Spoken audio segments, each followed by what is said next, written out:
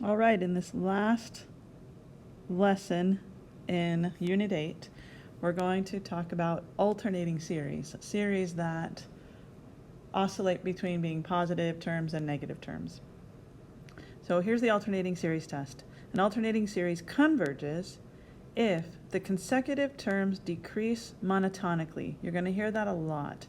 And all that means is that the terms will always decrease in magnitude. So each term is getting smaller and smaller, and there's not some weird anomaly that maybe it goes up for a little bit and then keeps going down again. Decreasing monotonically means that terms are always getting smaller and smaller. Now the important thing is that as they're getting smaller and smaller, they must approach zero. So that's the second part of the alternating series, is that the limit of the nth term of the sequence, of the parent sequence, as n approaches infinity, will actually equal zero. So these terms are not only getting smaller and smaller, but approaching zero as well. And the reason we know that that would definitely converge, because we've talked about if the terms don't oscillate between being positive and negative, we don't know if those values will approach zero fast enough. But in this case, if we look at, if I graph this, for example, if I graph each of these terms, if the first term starts up here and is positive, and the next term is negative, and then the next term is positive, and as these terms, they're monotonically approaching zero, what's happening is the positive and the negative terms are going to be canceling each other out. So if I add this positive term with that negative term, I'm going to get a small positive value because that positive term is larger. But the fact is that each of these positive negative terms are going to reduce this sum fast enough that these will be approaching zero fast enough to say that they converge. There are all kinds of proofs for that out there on the web. Feel free to go look that up. Khan Academy has a great one as to why that's true, or you can read the Goldstein book. All right, let's go forth. Let's look at an example like this one. Determine if the following series converges. First of all, this one does not look like an alternating series at first, but because we're saying cosine of some multiple of pi, n pi, I know that the cosine of 0, for example, cosine of 0 is equal to positive 1, the cosine of pi is negative 1, cosine of 2 pi is 1, and thus oscillates between being positive 1 and negative 1. So this is an alternating series for sure. All right, so the first thing we need to see is if these terms are decreasing monotonically. So the first thing we checked was this is definitely alternating. Now what we need to see is if each term is getting smaller, the magnitude. So we're just saying that each term is, the next term is smaller than the term before. Since we have n squared plus 1 on the bottom, we know the numerator is either going to be positive or negative 1. And the denominator, n squared plus 1, as n increases, those terms are definitely getting smaller because the denominator is getting bigger. And then that answers the last question as well.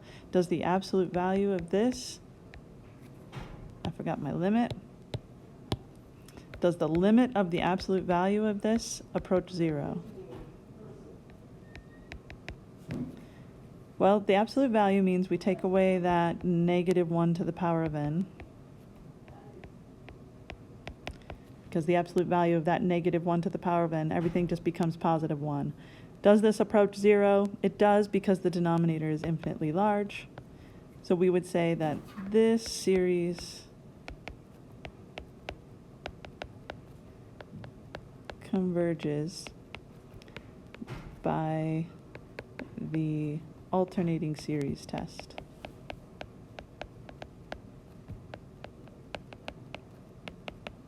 Let me be more explicit about the second one, because remember you have to show that they're decreasing monotonically.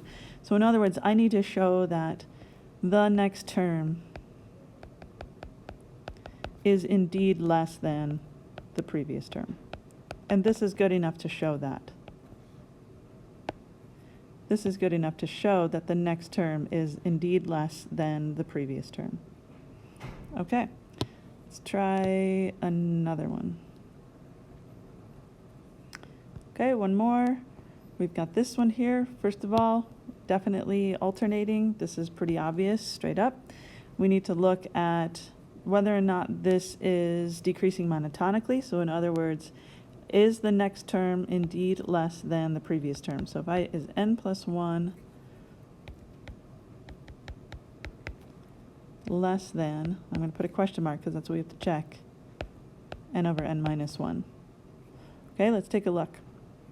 I have n plus 1 in the numerator. The denominator of this one, n plus 1 minus 1, simplifies to n.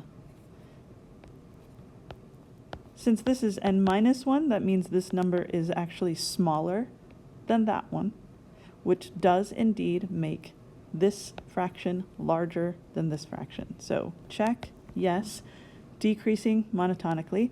So that's the first check. The second check then, does the absolute value, as the limit as n approaches infinity, does the absolute value of this approach 0? So if we take the absolute value, that negative 1 to the n becomes positive. So now we have n over n minus 1. As n approaches infinity, we would say that we've got the limit as n approaches infinity. Sorry, I just lost track for a moment. This actually equals 1, not 0.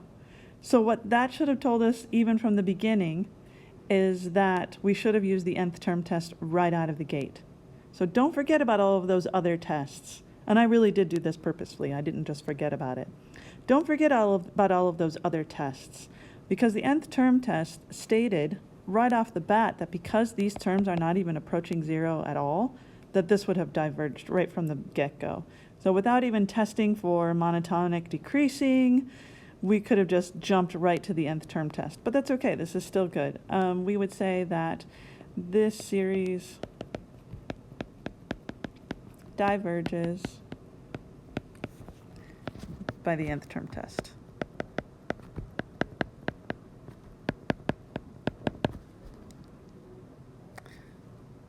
Okay. There is something interesting with alternating series. It's absolute versus conditional convergence.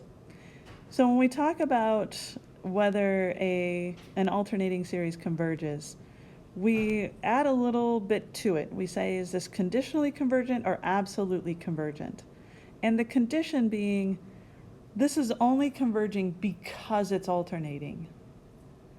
Or this would converge whether it's alternating or not. Okay, so this is only converging because it's alternating is the conditional convergence. This would converge whether it's alternating or not would be absolutely convergent. So let's look at an example. This one, for example. If we use because we have to start this using the alternating series test. So first let's check for monotonically decreasing. So is 1 over n plus 1 less than 1 over n? Yes, the denominator is larger. Is the limit as n approaches infinity of the absolute value of this, does this approach 0? Yes, it does. So we would say that this converges by the absolute or the alternating series test. However, we're going to take the next step. We're going to say, well, what if this weren't alternating? What if it didn't fluctuate between negative and positive 1? If it didn't fluctuate between negative and positive 1, we would have just this series. And we know a lot about that series. That's the harmonic series. So we know that this diverges.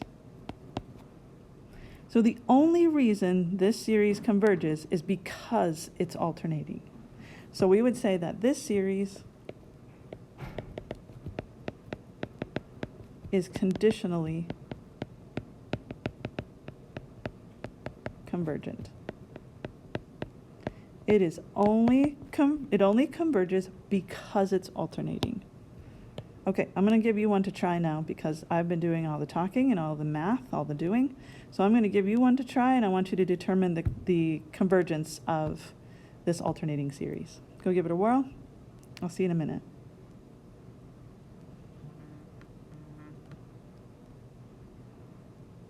Okay, welcome back.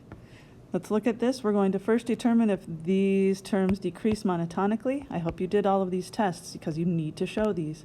Is n plus 1 squared less than 1 over n squared? Yes, it is, because this number is larger than n, which makes the denominator bigger, making this fraction smaller. Check. Yes. Decreases monotonically. 2. Is the limit as n approaches infinity of the absolute value of this, does this equal 0? And yes, it does, because we would have 1 over n squared, and that is a large number. Under 1 definitely approaches 0. So we know that this converges. Okay, let's determine whether this is conditional or absolute. So let's look at the series without it oscillating. So our series is 1 over n squared, and this also converges by the p-series test because p is greater than 1. So we would say that this series converges absolutely. Doesn't matter that it's oscillating, it would have converged anyway, no matter what. Okay, so that's it for the alternating series test.